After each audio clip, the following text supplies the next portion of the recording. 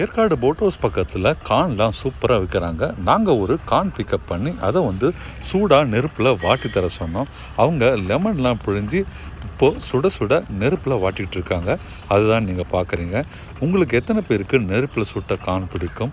நல்ல ஒரு முறுன்ட்டு அட்டகாசமாக இருக்கும். நம்ம வந்து வேக வச்சா அதனுடைய டேஸ்ட் வேறு. நெருப்பில் இந்த மாதிரி எலுமிச்சம்பழம்லாம் தடவி போட்டு அதில் சாப்பிட்டா ரொம்ப ரொம்ப டேஸ்டியாகவும் அட்டகாசமாகவும் ஜூஸியாகவும் இருக்கும். இந்த இடத்துல நெருப்பில் வாட்டின கான் மட்டும் இல்லைங்க, உங்களுக்கு வேக வச்ச காணும் தராங்க. அதை தவிர நம்மளுடைய நேட்டிவாக இயற்கையாக விளைஞ்ச நிறைய பழங்கள், பொரி, அப்புறம் கடலைன்ட்டு விதவிதமான ஐட்டங்கள்லாம் வச்சுருக்கிறாங்க. இது பேர் கலாக்கா. நீங்கள் எத்தனை பேர் இதை பார்த்துருப்பீங்கன்னு தெரியல. அவ்வளோ ருசியான ஒரு ஐட்டம்.